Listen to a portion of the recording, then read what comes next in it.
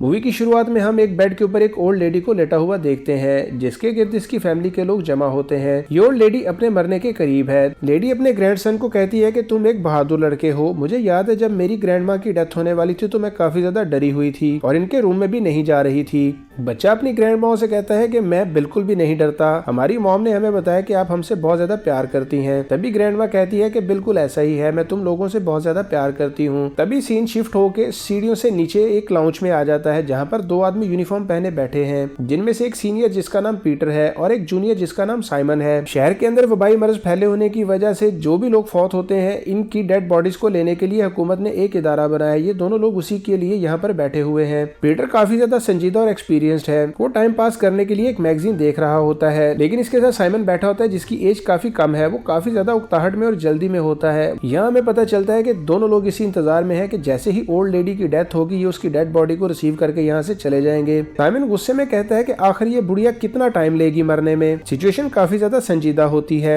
Simon बार बार अपनी घड़ी को देखता है और बेचैनी से अपनी टांगों को हिला रहा होता है। पीटर इसकी तरफ देखता है लेकिन फिर से अपने मैगजीन के अंदर मगन हो जाता है। पीटर उसे पूछता है कि तुम्हारे हिसाब से जल्दी मौत कैसे हो सकती है। तभी साइमन कहता है कि मेरे ख्याल से हार्ट अटैक, एक्सीडेंट या फिर सुसाइड के जरिए जल्दी मौत आ सकती है। सीन दोबारा से शिफ्ट होकर ग्रैंड माँ के रूम की तरफ चला जाता है, जहाँ पर इसकी ईसीजी रिपोर्ट देखी जाती है। ग्रैंड माँ का बेटा मार्टिन भी वहीं पर होता है। ग्रैंड माँ इसे कहती है कि जो खातून तुम्हारा बहुत ज्यादा ख्याल रखती है तुम्हें उसके साथ शादी कर लेनी चाहिए। वो कहता है कि आजकल शादी कोई जरूरी नहीं है। ग्रैंड माँ कहती है कि लेकिन फिर भी हमें रीति रिवाज को फॉलो करना होगा। डेड बॉडी को लेने के लिए गाड़ी घर के बाहर मौजूद होती है। घड़ी पर समय बीत रहा होता है। साइमन कहता है कि हमें यहाँ पर बैठे 3 घंटे हो चुके हैं। मैं ऊपर जाकर देखता हूँ कि आखिर बुढ़िया मर क्यों नहीं रही। साइमन कहता है कि आखिर ये लोग बुढ़िया का प्लग क्यों नहीं निकाल देते। बुढ़िया ने और जी के कौन सा नोबेल इनाम जीतना है। उसके बाद सीन दोबारा ग्रैंड माँ के रूम में शिफ्ट हो जाता है। तभी ग्रैंड माँ कमरे में मौजूद अपने रिलेटिव्स को पूछती है कि क्या डेड बॉडी लेने वाले आ चुके हैं। तो उसके बच्चे कहते हैं कि आपको इस बात की फिक्र नहीं करनी चाहिए। वो कहती है कि इनसे सॉरी करो क्योंकि मुझे मरने में काफी ज्यादा टाइम लग रहा है और उन्हें इस वजह से यहाँ पर इंतजार करना पड़ रहा है। तभी मार्टिन कहता है कि आप इस चीज की चिंता न करें, ये तो इनकी ड्यूटी है। जेन इनको बार बार आवाज देती है और वो अपनी मॉम को बुलाती है। वो जोर से चिल्लाकर अपनी मॉम को कहती है कि ग्रैंड माँ चली गई हैं। तभी बेरले ओल्ड लेडी को एक बार गौर से देखती है और वो इमोशनल होकर जल्दी से स्टेयर से नीचे भागी आती है, जहाँ पर पीटर और साइमन बैठकर इसका इंतजार कर रहे हैं। फिर दोनों अपना हेलमेट और सामान उठाकर ऊपर रूम की तरफ चले जाते हैं। रूम के अंदर मार्टिन और इसका ग्रैंडसन भी वहीं पर मौजूद होते हैं। पीटर इनको कंडोलेंस देता है, फिर ये दोनों इनको धक्का देकर कमरे से बाहर निकाल देते हैं। पीटर और साइमन आपस में बातें करते हैं और साथ में अपना काम कर रहे होते हैं। साइमन जरासीम की सफाई के लिए वैक्यूम निकालता है और कहता है कि ये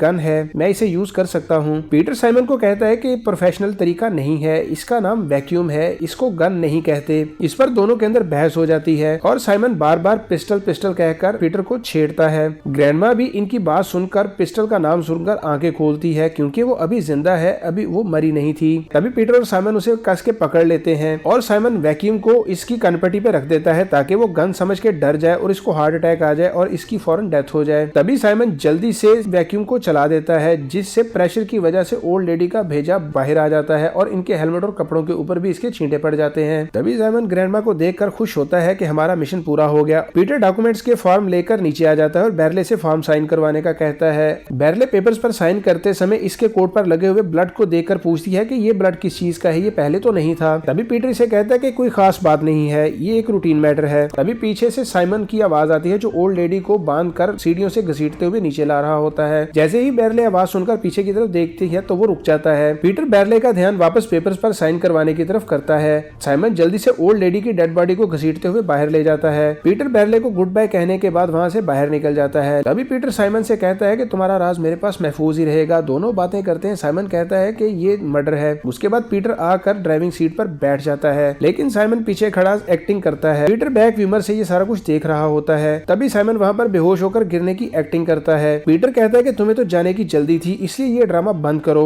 साइमन ये मरने की एक्टिंग और ड्रामा इसलिए कर रहा होता है कि वो पीटर को बताना चाहता है कि जल्दी हो तो फिर इंतजार करना कितना मुश्किल होता है, यानी कि किसी का मरना इनके लिए मजाक था। यानी कि इस ओल्ड लेडी की डेथ और इसकी फैमिली को होने वाले सदमे से इन्हें कोई गर्ज नहीं थी। इनके लिए ये एक रूटीन मैटर था और इनको सिर्फ इस बात की जल्दी थी कि वो जल्दी से इस डेड बॉडी को रिसीव करें और फिर यहाँ से वापस घर चले जाएं।